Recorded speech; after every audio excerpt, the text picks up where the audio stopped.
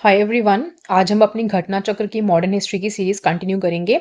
आज का टॉपिक बहुत इंपॉर्टेंट है, development of education in modern India. ठीक है, आज हम ये टॉपिक कवर करने वाले हैं। So let's get started. Okay, so the first thing is the Calcutta Madrasa was established by Warren Hastings in 1780 for the study of Muslim law and related subjects। ठीक है, तो पहली चीज इंपॉर्टेंट है, आपको याद रखना है 1780 में कलकत्ता मदरसा की स्टैब्लिशमेंट हुई थी। और किसके द्वारा हुई थी? वॉरेन हेस्टिंग्स के द्वारा। किस चीज के लिए? मुस्लिम लॉ एंड रिलेटेड सब्जेक्ट्स को स्टडी करने के लिए। नेक्स्ट इज मुल्ला मुजदुद्दीन। ठीक है, ये फर्स्ट प्रिंसिपल थे, नाजीम भी कहते हैं इनको, मतलब प्रिंसिपल की पोस्ट को, of this Madrasa. Farsi, Arabic and Muslim law ये पढ़ाए जाते थे इस मदरसा में।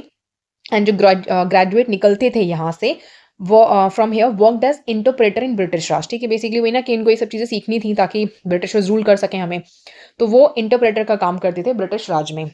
द संस्कृत कॉलेज वो established in 1791 by Jonathan Duncan. ठीक है, यहाँ पे ना क्रोनोलॉजिकल ऑर्डर याद रखना कौन सी चीज़ कब बनी है। जैसे ये 1780 था, ये 1791 है, तो ये जोनाथन डंकन द्वारा बनाया गया था, जो कि रेजिडेंट थे बनारस में, for the study of Hindu law, philosophy and literature. Then Michael Madhusudan Dutt, इनको मेंबरशिप दी गई थी Royal Asiatic Society of Paris की। होल हेड 1778 में पब्लिश करते हैं बंगाली ग्रामर्स को। देन सर विलियम जोन्स, ठीक है, ये अपॉइंट किए गए थे जज of the Supreme Court in Calcutta during the tenure of Lord Warren Hasting. ठीक है, जब वॉरेन हेस्टिंग का टेन्योर था तो उस टाइम पे इनको जज बनाया गया था। On his motivity in 1784 Asiatic society establish हुई थी and he himself became its first chairman. तो उनके पहले चेयरमैन भी यही बने थे। ये जो सोसाइटी थी थ्रू अ मैगजीन जिसका नाम था Asiatic Researchers, Asiatic Researches tried to shed light on India's past.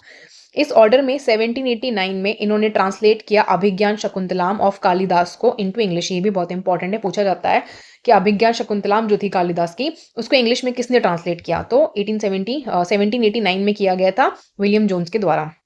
Then to analyze the educational development after 1854 in India, in 1882 W Hunter led the Hunter commission. देखो अब यहाँ पे आपको ये याद रखना है, बेसिकली 1854 तक एजुकेशन डेवलपमेंट जैसा भी हुआ इंडिया में, उसको देखने के लिए, एनालाइज करने के लिए 1882 में एक कमेटी बनाई गई। उस कमेटी का नाम था हंटर कमीशन। डब्ल्यू हंटर जो थे उस कमीशन को लीड कर रहे थे। ठीक है, ये स्टैब्लिशमेंट हुआ।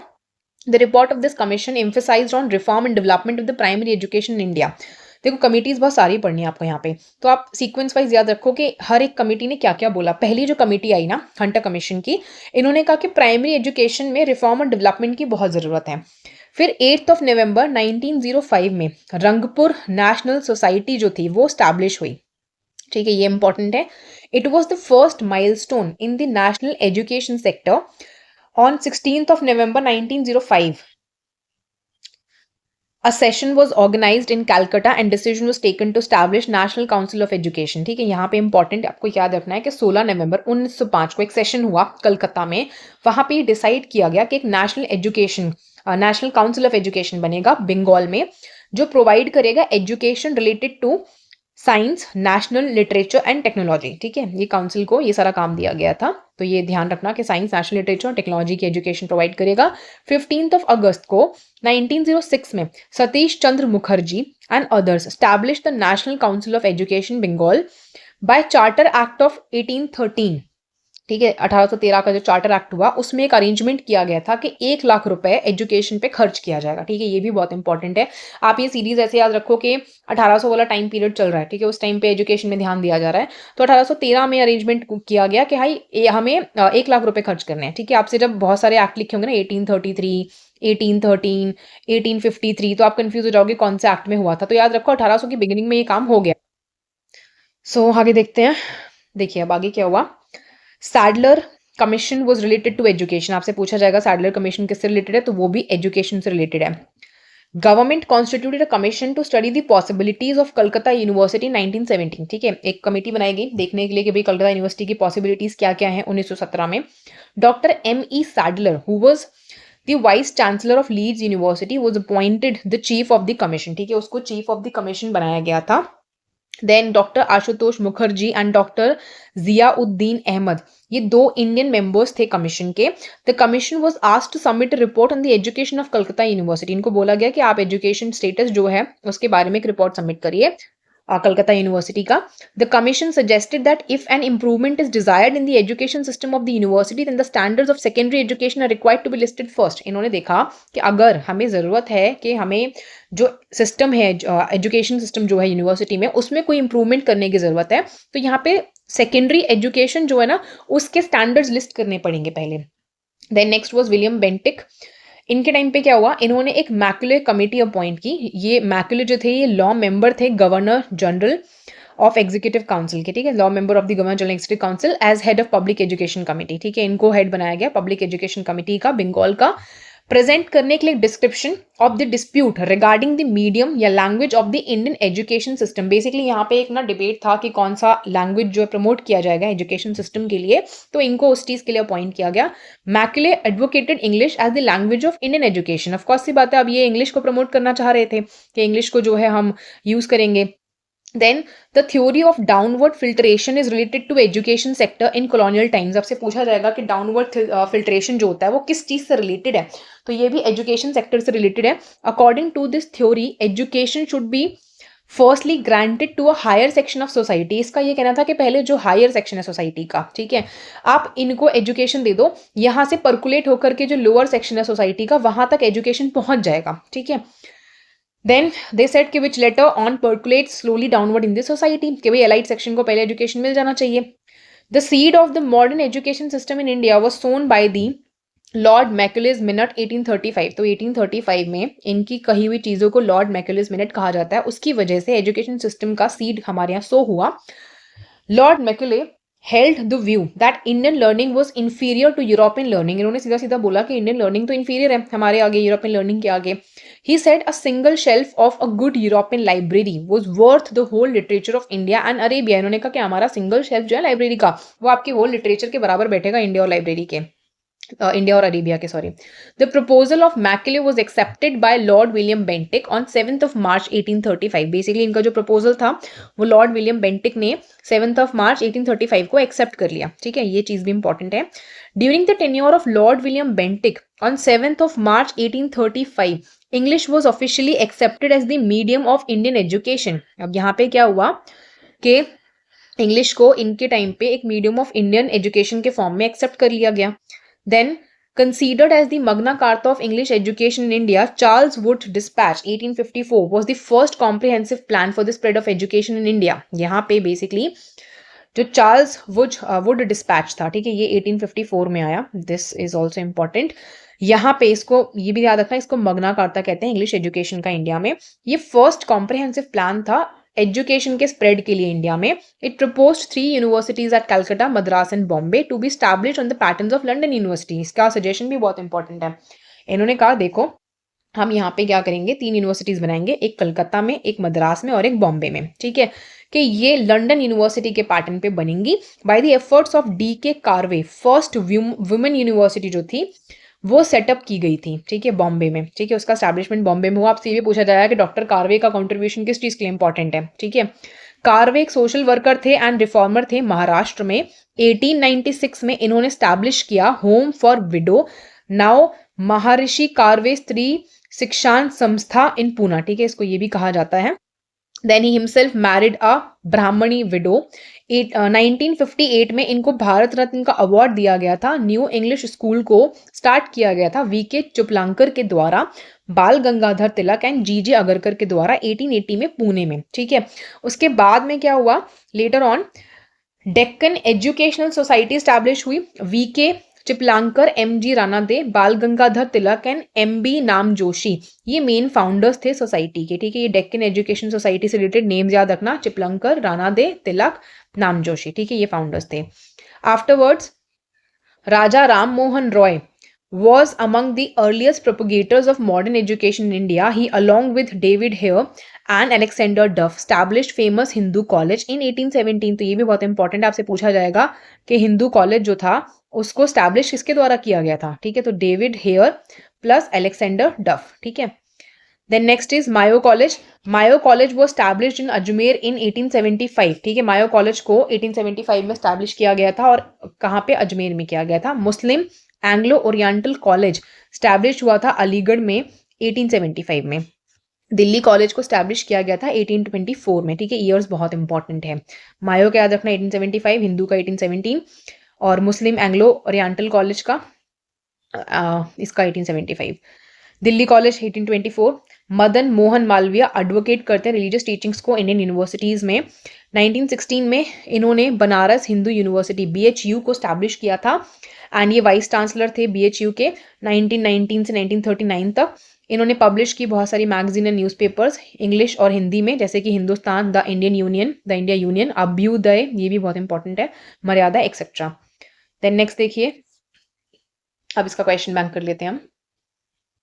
Where was the first madrasa setup by British in India? Madras, Aligarh, Bombay या कलकत्ता? तो हमें पढ़ा कलकत्ता में 1780 में वॉरेन हेस्टिंग्स ने मदरसा कलकत्ता में फाउंड किया था. नेक्स्ट देखिए, Asiatic Society of Bengal was founded by sir William Jones, Max Muller, Wilkins, James Prinsep. तो ये सर विलियम जोन्स ने एशियाटिक सोसाइटी ऑफ बंगाल को फाउंड किया था.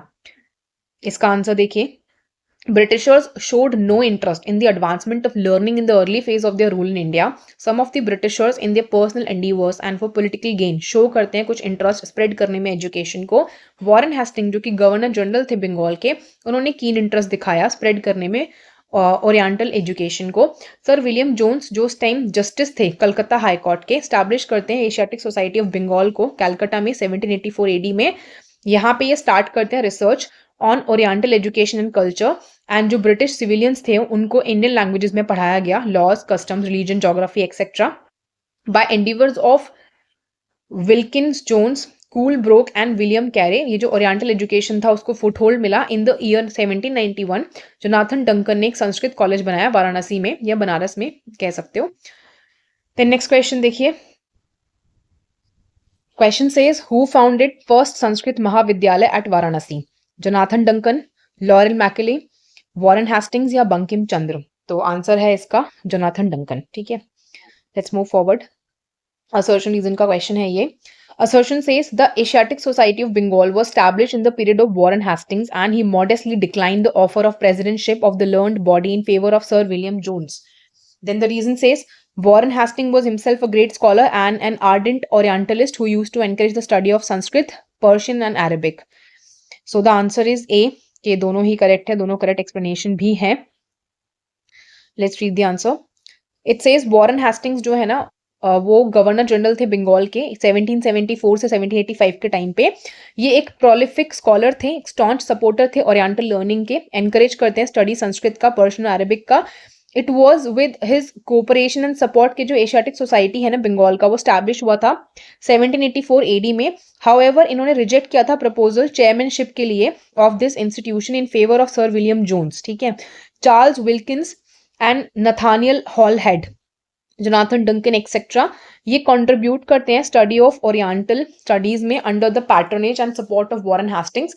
Warren Hastings wrote the preface to the English translation of Bhagavad Gita जो कि Charles Wilkins के द्वारा किया गया था. According to the question, two things are mentioned in the statement. The establishment of Asiatic society, Warren Hastings not accepting his presidency क्योंकि वो William Jones को फेवर करे थे. फॉर द सेम रीजन ये डिस्क्राइब करा गया है कि ये हिमसेल्फ एक स्कॉलर थे, एनकरेज करते हैं स्टडी ओरिएंटल स्टडीज का. Then the encouragement for the study of oriental science here confirm करता है रीजन दोनों स्टेटमेंट्स के लिए. तो ये क्लियर है कि जो दोनों स्टेटमेंट है क्वेश्चन में और रीजन है वो करेक्ट है और वो करेक्ट एक्सप्लेनेशन भी है. तो जो कमीशन है उसने आंसर बी दिया इस क्वेश्चन का जो कि करेक्ट नहीं है. सो आंसर ए है. ठीक है, मतलब सोचो कमीशन ने गलत आंसर दे रखा है. ठीक है, आगे चलते हैं. Who among the following was offered membership of the Royal Asiatic Society of Paris? दादाबेन औरोजी, माइकल मधुसूदन दत्ता, राजा राममोहन रॉय या विवेकानंद? तो हमें पता है माइकल मधुसूदन दत्ता थे जिनको रॉयल एशियाटिक सोसाइटी जो है पेरिस का उसका मेंबरशिप ऑफर किया गया था. Let's see the explanation. Michael Madhusudan Dutta was offered membership in La Society Asiatic, the Asiatic Society of Paris. It was established in 1822. Dadabhai Naoroji एक लिबरल पार्टी मेंबर थे पार्लियामेंट के, member of parliament in the UK House of Commons 1892 से 1895 के बीच में, and first Asian थे to be a British MP. Raja Rammohan Roy found करते हैं ब्रह्म सभा मूवमेंट को 1828 में.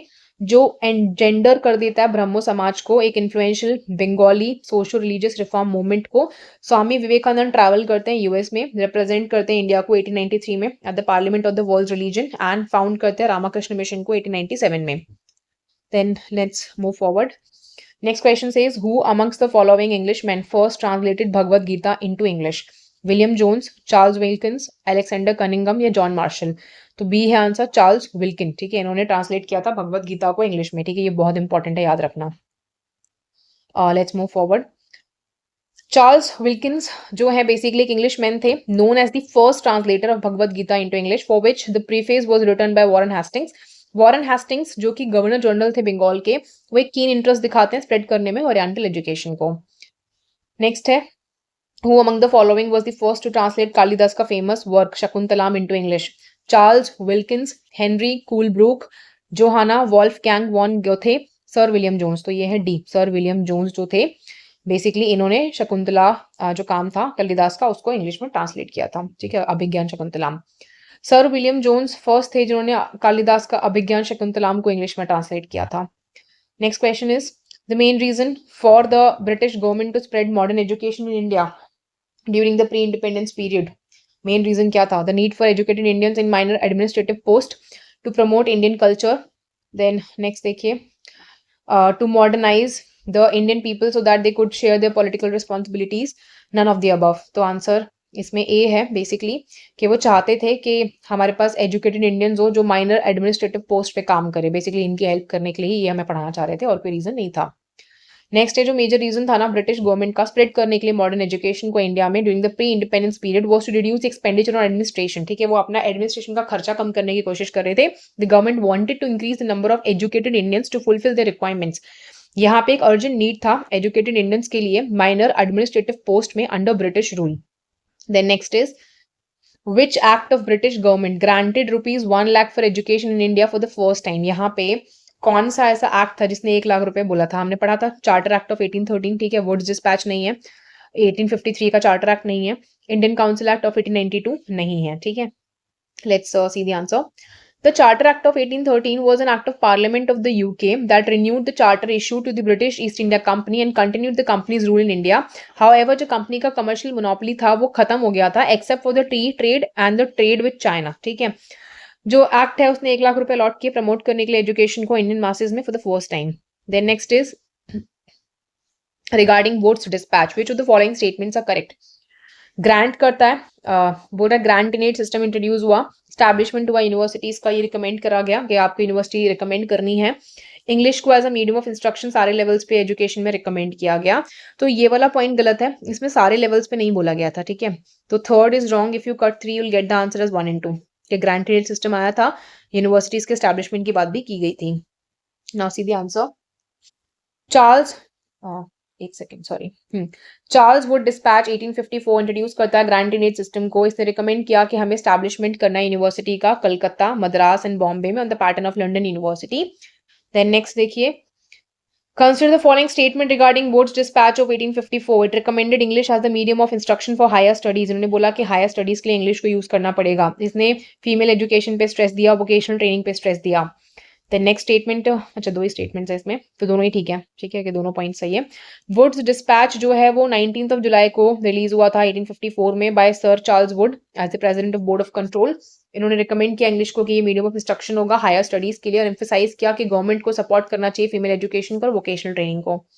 Then next is Charles Wood despatch related था किस चीज से? एजुकेशन, एडमिनिस्ट्रेटिव रिफॉर्म्स, ट्रेड या मिलिट्री रिफॉर्म्स? हमें पता है एजुकेशन से रिलेटेड है, यहाँ पे इसके बारे में दिया है। 1853 में रिन्यूअल हुआ चार्टर एक्ट का। इट वाज रियलाइज कि एक सिस्टमैटिक पैटर्न एजुकेशन का नेसेसरी है इंडिया में। As a result Wood's despatch 19 जुलाई को 1854 में रिलीज हुआ चार्ल्स वुड के द्वारा as the president of the board of control. इन्होंने रिकमेंड किया कि एजुकेशन डिपार्टमेंट सेटअप करना चाहिए हर प्रोविंस में।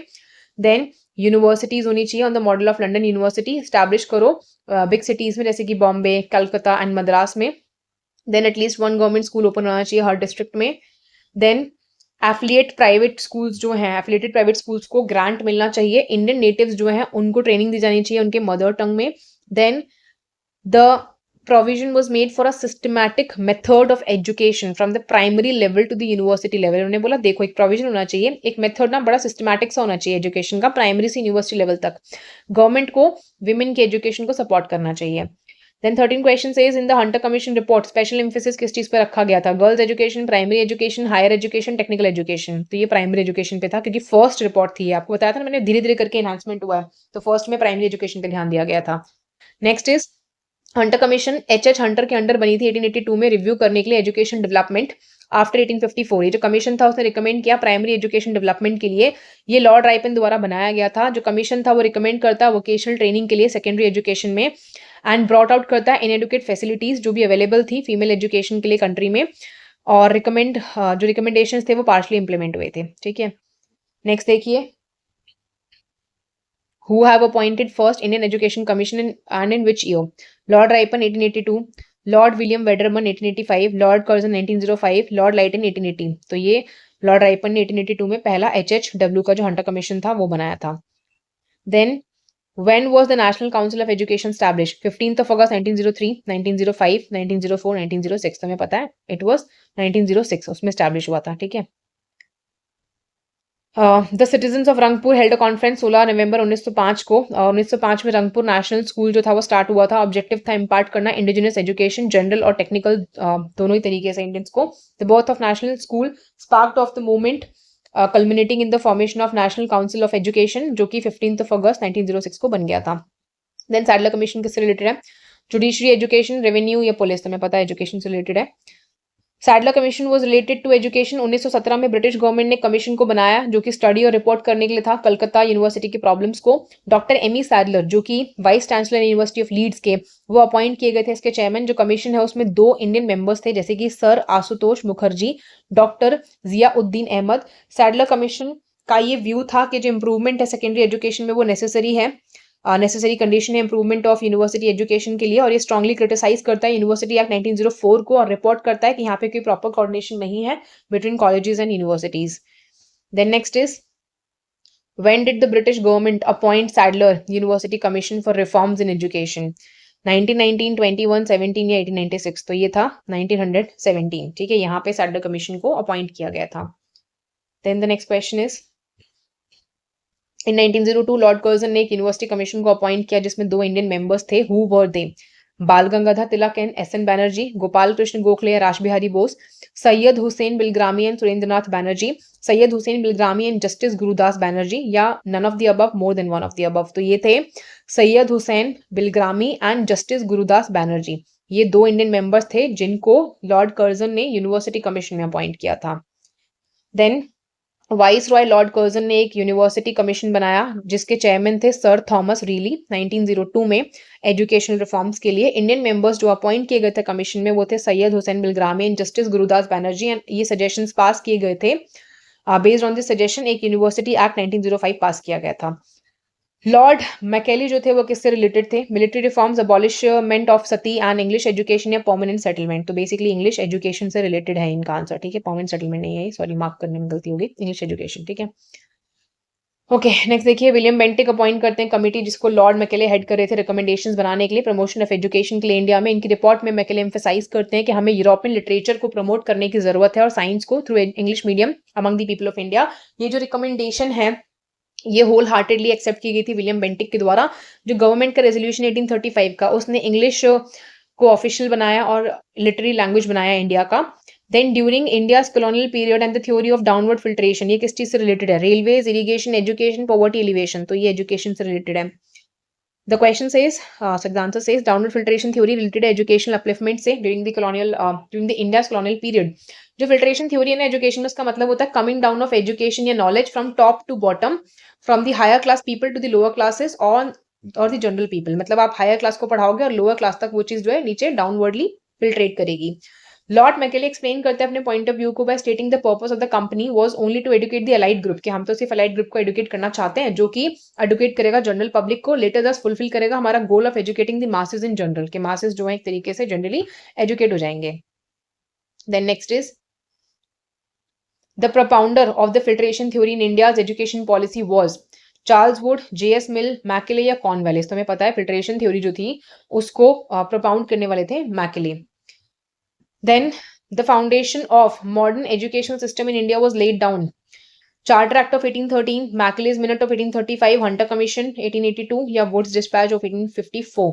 तो फाउंडेशन मॉडर्न एजुकेशन सिस्टम का कौन लेकर आया? तो ये था मैकेले मिनट के द्वारा, ठीक है, मॉडर्न एजुकेशन वहीं से आई थी। यहाँ पे बोला गया कि जो फाउंडेशन था ना मॉडर्न एजुकेशन सिस्टम का इंडिया में, वो मैकेले के मिनट्स के द्वारा आया था 1835। इन दैट मिनट इसने कमेंट रखा संस्कृत और अरबिक के बारे में बाय सेइंग कि एक सिंगल शेल्फ जो है गुड यूरोपियन लाइब्रेरी का, वो होल लिटरेचर जो है इंडिया अरेबिया का उसके बराबर है।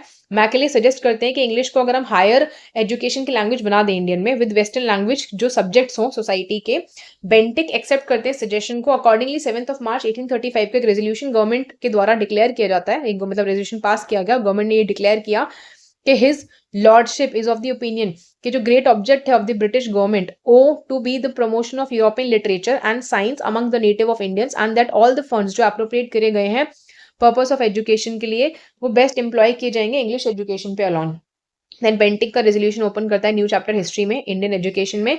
It was at the time कि जो वेस्टर्न एजुकेशन है वो रैपिडली स्प्रेड होने लग गया इंडिया में। नेक्स्ट देखिए, which of the following led to the introduction of English education in India? Charter Act of 1813, General Committee of Public Instruction 1823, Orientalist and Anglicist controversy। Basically सारे point ठीक है, सबकी वजह से इंग्लिश एजुकेशन इंडिया में आया था। The east India act of 1813 जिसको चार्टर एक्ट ऑफ 1813 कहा जाता है, ये पार्लियामेंट का एक्ट था यूके का। इसने 1 लाख रुपए बेसिकली अलॉट किए थे इंडियन एजुकेशन में एक तरीके से प्रमोट करने के लिए, एंड ऑल्सो परमिट किया क्रिश्चियन मिशनरीज को कि वो इंग्लिश को प्रोपेगेट कर सकते हैं, अपना रिलीजन प्रीच कर सकते हैं। देन नेक्स्ट इज, अच्छा इसमें इसके आगे भी और जा रहा है आंसर। 1823 में जो गवर्नर जनरल इन काउंसिल थे उन्होंने एक जनरल कमेटी बनाई पब्लिक इंस्ट्रक्शंस की, जिसने रिस्पॉन्सिबिलिटी रखा कि 1 लाख रुपए का ग्रांट एजुकेशन के लिए दिया जाएगा। कमेटी में 10 मेंबर्स थे, लॉर्ड मैकेले उसके प्रेसिडेंट थे। इंटरेस्टिंगली उस टाइम पे यहाँ पे एक रैपिड चेंज हुआ एटीट्यूड में towards the composition of English education, mainly due to the missionaries and political influence of the English language. Basically ये क्यों हुआ? क्योंकि मिशनरीज आ गए थे, पॉलिटिकल इन्फ्लुएंस आ गया था इंग्लिश लैंग्वेज का। दस for the council of east India company, ये जो डिसीजन था मनी ग्रांट करने का, उसकी वजह से एक बहुत प्रॉब्लम ग्रांट हुई, ठीक है, faced greater problem. The controversy went on for 12 years। Even जो जनरल कमेटी था ना पब्लिक इंस्ट्रक्शन का, was not able to decide the medium of instruction by vote. Voting से वो भी डिसाइड नहीं कर पाए थे मीडियम ऑफ इंस्ट्रक्शन इंग्लिश या वर्नाकुलर लैंग्वेज में से क्या होना चाहिए। Because out of 10 members 5 English को सपोर्ट कर रहे थे, या फिर एंग्लिसिस्ट बोल सकते हो as the medium of instruction. Rest जो थे क्लासिक लैंग्वेज या orientalist as a medium of instruction choose कर रहे थे, तो बेसिकली वोटिंग नहीं हो पा रही थी, ठीक है। This is the famous Anglicist and orientalist controversy. As the president of the general committee of public instruction जो लॉर्ड मैकेले थे, उन्होंने एक मिनट लिखा, डिटेल्ड व्यू लिखा इन्होंने, जहां पे इन्होंने कंक्लूजन दिया regarding the controversy. By introducing the English language for the education of masses, Macaulay का जो ओपिनियन था वो ये था कि public mind of India might expand under the English systems and through the English language वो educate करेंगे people को into a capacity for better government। Okay, 24th question is, in whose reign was English education introduced in India? Lord William Cavendish Bentinck, Lord Hardinge, Lord Minto, Lord Dalhousie। तो ये है William Cavendish Bentinck, ठीक है, पूरा नाम दे दिया यहाँ पे इन्होंने, लॉर्ड विलियम बेंटिक याद रखना शॉर्ट में। The first 3 universities in India, Kolkata, Madras and Bombay, were established in which year? 1857, 85, 1881, 1905। तो ये 1857 में बनी थी। The magna carta of English education system which was laid down on the dispatch of Charles Wood 1854 में establish करता है 3 universities को। तो ये लंदन यूनिवर्सिटी के मॉडल पे बनी थी, कलकत्ता, मद्रास एंड बॉम्बे 57 में, ठीक है, याद रखो 54 में ये चार्ल्स वुड्स डिस्पैच आया, 57 में यूनिवर्सिटीज जो है बन गई। Then next is the establishment of first women's university in Mumbai was the result of the effort of, ठीक है, तो जो आपका वुमेन का पहला यूनिवर्सिटी था वो क्यों बना, किसके रिजल्ट की वजह से बना? Dayaram, Gidumal, MG Ranade, DK Karve, Ramabai. तो ये है DK Karve. Next is professor Dhondo Keshav Karve, ये एक इंडियन सोशल रिफॉर्मर थे एंड नोटेड किए गए हैं सपोर्ट करने के लिए कॉजेज ऑफ विडो रिमैरिज को एंड वुमेन्स एजुकेशन को। इन्होंने फाउंड किया विडो रिमैरिज के एसोसिएशन को। 1896 में इन्होंने एक होम खोला विडो के लिए, जिसको अभी स्त्री शिक्षा संस्था कहा जाता है पूना में, जिसका ऑब्जेक्टिव है हाई कास्ट विडोज को एक इंटरेस्ट देना लाइफ में by providing them jobs and making them self supporting. He setup an Indian women's university Bombay में 1916 में। इनको अवार्ड किया गया था इंडिया का हाईएस्ट ऑनर भारत रत्न 1958 में। देन नेक्स्ट देखिए, who was associated with the formation of Deccan education society? Justice Ranade, Bal Gangadhar तिलक, फिरोज शाह मेहता, दयानंद सरस्वती। तो ये है Bal Gangadhar Tilak. Let's move forward. Deccan education society, जिसको न्यू इंग्लिश स्कूल भी कहा जाता है, ये 1884 में बना था। इसको फॉर्म किया गया था लोकमान्य बाल गंगाधर तिलक के द्वारा। Gopal Ganesh Agarkar, V K. Chiplunkar, Mahadev Ballal Namjoshi, M B. Namjoshi, M G. Ranade, etcetera. Then next is which of the following was established first? Hindu college, Delhi college, Mayo college, या फिर मुस्लिम एंग्लो ओरिएंटल कॉलेज? तो हिंदू कॉलेज 1817 में, ये पहला है, ठीक है। बाकी सबका ईयर बाद में है। देन इज राजा राममोहन रॉय, ये one of the greatest initial promoters थे मॉडर्न एजुकेशन के। इन्होंने फेमस हिंदू कॉलेज को कलकत्ता में बनाया, डेविड हेयर और अलेक्जेंडर डफ के कोऑपरेशन के साथ में 1817 में। मायो कॉलेज स्टैब्लिश हुआ अजमेर में 1875 में। Muslim Anglo oriental college Aligarh में 1875 में, और दिल्ली कॉलेज 1824 में। Then next is Mohammed Anglo oriental college Aligarh found हुआ था कौन से ईयर में? तो हमें पता है 1875 में। नेक्स्ट देखिए, in collaboration with David Hare, Alexander Duff, who of the following establish Hindu college at Calcutta? तो हमने अभी पढ़ा, ये थे राजा राममोहन रॉय के साथ में क्या था। हेनरी लुए नहीं है, ये ईश्वर चंद्र नहीं है, केशव चंद्र सेन नहीं है। नेक्स्ट देखिए, famous Hindu college David Hare के द्वारा 1817 में बना, कहाँ पे? आगरा, पटना, कलकत्ता, वाराणसी। तो ये कलकत्ता में बना था। Next is with reference to education institutions during colonial rule in India, consider the following pairs, institutions और उनके फाउंडर्स। संस्कृत कॉलेज बनारस में William Jones, Calcutta Madrasa Warren Hastings, Fort William college Arthur Wellesley. तो ये सिर्फ 2 ठीक है, कलकत्ता मदरसा और वॉरेन हेस्टिंग, बाकी का गलत है, क्योंकि ये विलियम जोन्स नहीं थे, ये अर्थर वेल्सली नहीं थे। Let's see the answer. Sanskrit college of Banaras was found by Jonathan Duncan 1791 में। वॉरेन हेस्टिंग्स ने कलकत्ता मदरसा 1780 में स्टार्ट किया। Fort William college Richard Wellesley ने 1800 में स्टार्ट किया, ठीक है। Then 33, Wellesley established the Fort William College at Calcutta because he was asked by board of directors of at London कि आप ऐसा करो। He wanted to revive interest Oriental learning में इंडिया में। He wanted to provide William Carey and associate with employment, या फिर ये चाहते थे ट्रेन और टीच करना ब्रिटिश सिविलियंस को एडमिनिस्ट्रेटिव पर्पस के लिए इंडिया में। तो डी है आंसर, ठीक है।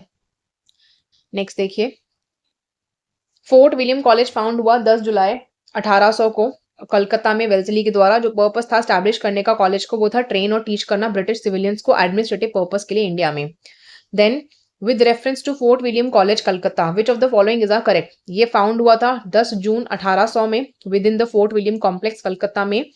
मेन पर्पस इसका था स्टैब्लिश करने का, टीच करने के लिए इंडियन लैंग्वेज ब्रिटिश ऑफिसर्स को। तो इसमें सिर्फ बी ठीक है, ठीक है, इसमें से करेक्ट पूछा है। ये 10 जून नहीं है, अभी आपने ऊपर डेट क्योंकि जुलाई की पढ़ी है, ठीक है, 10 जुलाई है। ये ठीक था कि ब्रिटिश ऑफिसर्स को इंडियन लैंग्वेज पढ़ाई जा रही थी इसमें। नेक्स्ट देखिए, विच of the following had vigorously advocated for religious education Indian universities में? बाल गंगाधर तिलक, स्वामी विवेकानंद, महात्मा गांधी, मदन मोहन मालवीय। तो ये थे मदन मोहन मालवीय। मदन मोहन मालवीय एक इंडियन एजुकेशनिस्ट थे, पॉलिटिकल नोटेबल थे अपने रोल के लिए इंडियन इंडिपेंडेंस मूवमेंट में। इनको विग्रसली एडवोकेट करने के लिए जाना जाता है रिलीजियस एजुकेशन को इंडियन यूनिवर्सिटीज में। इन्होंने बनारस हिंदू यूनिवर्सिटी BHU वाराणसी में फाउंड किया 1916 में। ये उसके वाइस चांसलर थे 1919 से 1929 तक। इन्होंने हिंदुस्तान, इंडियन यूनियन, अभ्युदया, मर्यादा, लीडर, ये सब जो है मैगजीन्स पब्लिश करी थी। Then who among the following laid the foundation stone of BHU? तो हमें पता है मदन मोहन मालवीय। महाराजा विभूति नारायण सिंह नहीं है, लॉर्ड हार्डिंग नहीं है, एनी बेसेंट नहीं है। अच्छा, यहाँ पे 1 मिनट, इन्होंने आपको ऑप्शन दिया है लॉर्ड हार्डिंग, आंसर ये दिया गया, फाउंडेशन स्टोन की बात हो रही है, ठीक है। मदन मोहन मालवीय नहीं है यहाँ पे answer. Let's see the explanation, गलती कैसे हुई है। लॉर्ड हार्डिंग 2 जो उस टाइम वाइस रॉय थे, उन्होंने इसका फाउंडेशन स्टोन रखा है 4 Feb 1916, ठीक है। ये ध्यान रखो, ये पजलिंग क्वेश्चन है, if I can go wrong यहाँ पे तो आप भी जा सकते हो, ठीक है। तो ये नहीं है आंसर, लॉर्ड हार्डिंग है, ठीक है, इसको स्टार मार्क कर लो, बहुत बड़ी मेजर गलती हो सकती है यहाँ पे। Which one of the following was the first to be declared as Central University? Aligarh Muslim University, Aligarh. Then next is Dr. Bhimrao Ambedkar University, Lucknow. BHU Varanasi, university of Allahabad. तो ये है C, BHU वाराणसी। तो इसका answer देखिए, BHU Varanasi जो थी, इसको मदन मोहन मालवीय ने 1916 में फाउंड किया था। ये फर्स्ट सेंट्रल यूनिवर्सिटी थी, ठीक है। तो ये क्वेश्चंस हमारे कंप्लीट हो गए हैं। That's it for the video, thanks for watching.